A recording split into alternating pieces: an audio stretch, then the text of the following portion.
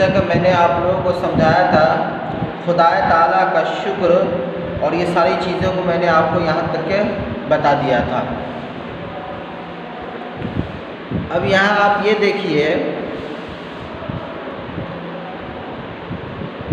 کہ اللہ تعالیٰ کے اس احسان کا تقاضا یہ ہے کہ ہم صرف اس کی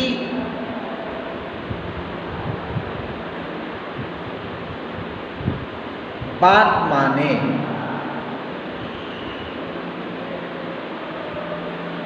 اللہ تعالیٰ کے اس احسان کا تقاضا یہ ہے کہ ہم صرف اسی کی عبادت کریں، اسی کی بارگاہ میں سر جھکائے، اسی سے مدد مانگیں، ہر پریشانی اور مصیبت میں اسی کو پکارے اور اس کے پیغمبروں اور نبیوں پر ایمان رکھے۔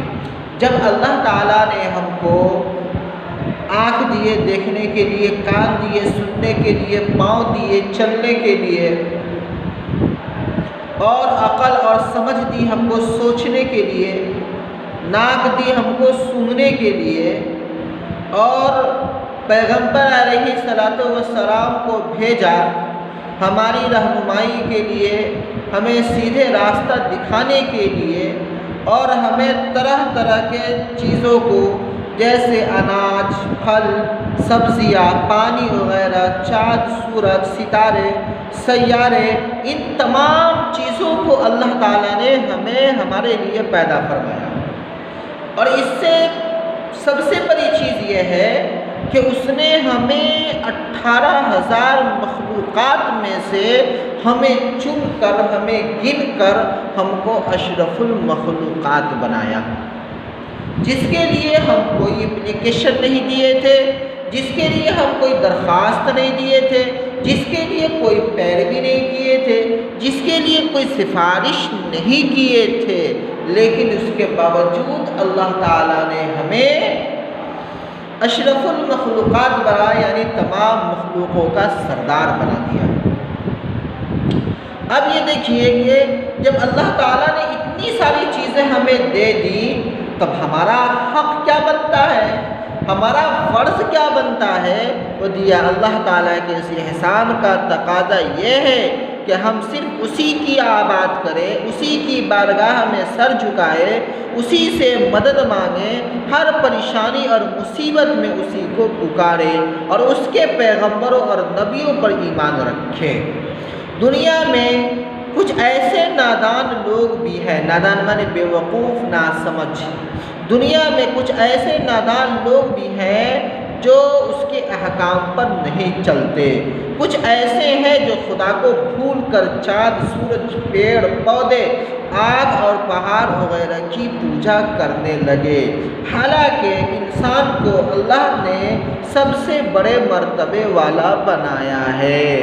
پھر یہ بات کتنی بڑی حماقت کی ہے کہ انسان اپنے سے چھوٹے اور خدا کی پیدا کی ہوئی چیز کی پوجا کرے، ان سے مدد چاہے، مرادیں مانگے۔ سب سے بڑی ذات اللہ کی ہے، اسی کی عبادت کرنی چاہیے۔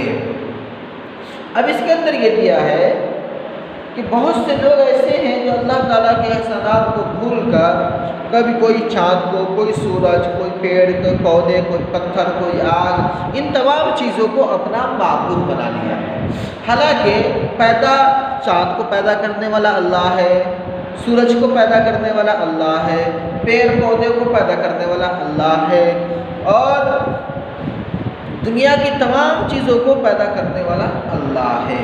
پھر اللہ کی پیدا ہوئی چیز کو اللہ کے مقابلہ میں کھڑا کر دینا، یہ سراسر بیوقوفی ہی معلوم ہوتی ہے، تھوڑی ناسمجھی محسوس ہوتی ہے کہ ایک آدمی جس کو خود وہ پیدا کیا ہوا اس کے برابر کا وہ مقابلہ کرنے لگے۔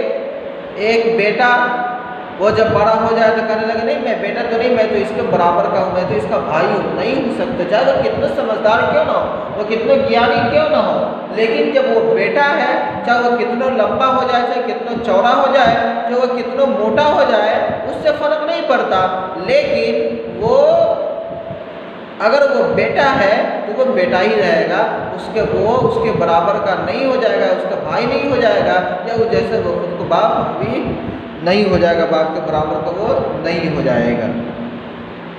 बहरसूरत ये आपको समझने के लिए है। चाँद, सूरज, हवा, पानी, आग वगैरह तो हमारी खिदमत करने वाले हैं। चाँद हमें ठंडी रोशनी देता है, यानी चाँद, सूरज, हवा, पानी ये सब क्या है, हमारी खिदमत के लिए है, ये सब हमारी खिदमत करता है। चाँद हमें ठंडी रोशनी देता है, सूरज रोशनी के साथ साथ गर्मी भी देता है, हमारे लिए फसलों को पकाता है, आग से हम तरह तरह के मज़ेदार चीज़ें पका कर खाते हैं, हवा में सांस लेते हैं, पानी से प्यास बुझाते हैं और तरह तरह से उसे इस्तेमाल करते हैं। ये बड़ी अनमोल चीज़ है। जब ये सब खुदाए ताला ने हमारी खिदमत, हमारे खिदमतगार बनाए हैं, तो हम उनकी पूजा क्यों करें, उनके आगे सर क्यों झुकाए। हमें सिर्फ अल्लाह की इबादत करनी चाहिए, उसी को अपना हाजत रवा और खालिक व मालिक समझना चाहिए और हर वक्त उसका शुक्र अदा करते रहना चाहिए। ऐ अल्लाह तू हमें अपना शुक्रगुजार बंदा बना, आमीन। अल्लाह ताला ने इतनी सारी चीज़ों को हमें दिया। हवा है, हवा से हम सांस लेते हैं, सूरज की गर्मी से हम अपने फल को पकाते हैं, पानी से प्यास बुझाते हैं और तरह तरह से इसे इस्तेमाल करते हैं। ये बड़ी अनमोल चीज़ है। जब ये सब खुदा ताला ने हमें खिदमतगार बनाए हैं, तो हम उनकी पूजा क्यों करें, उनके आगे सर क्यों झुकाए। हमें सिर्फ अल्लाह की इबादत करनी चाहिए। जब अल्लाह ताला ने हमको हर सारी ज़रूरतें हमारी पूरी कर रहा है, अल्लाह ताला तमाम हमारे नाज़ुक नखरा को बर्दाश्त कर रहा है, तो फिर हम अल्लाह ताला की इबादत को छोड़कर हम किसी को क्यों हम समझे, हम किसी को क्यों हम अपना खुदा माने। ये आपको ये समझने हैं। और फिर उसके बाद आपको याद करने हैं ये मीनिंग। बेशुमार अनगिनत पैगंबर, अल्लाह का पैगाम भेजने वाला, खुशबू, अच्छी बू, अक़ल, समझ, सूझबूझ, ईजाद करना, नई चीज़ की दरियाफ्त करना, अनाज, फल, सब्ज़ियाँ, अशरफुल मखलूक़ात, सबसे अच्छी मखलूक, इबादत, बंदगी, हाजत रवा, ज़रूरत पूरी करने वाला, खालिक, पैदा करने वाला।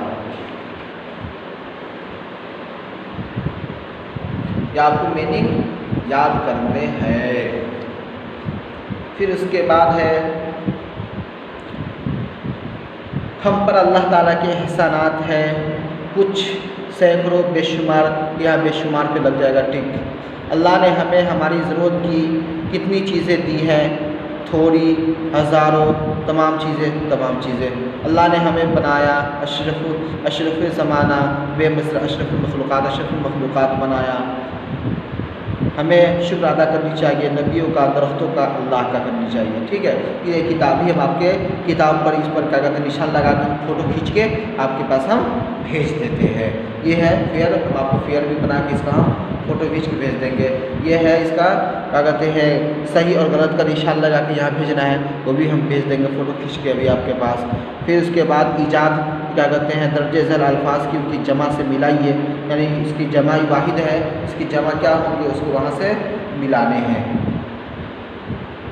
ये चीज़ें आपको क्या करने हैं, ये आपको ये चीज़ें आपको करने हैं जो आपको हम अभी कर देंगे। और जो आप जब आपको बुक मिलेगा तो अपने बुक में इसको आप क्या कीजिएगा, इसको कर लीजिएगा ताकि आपको समझने में आसानी हो।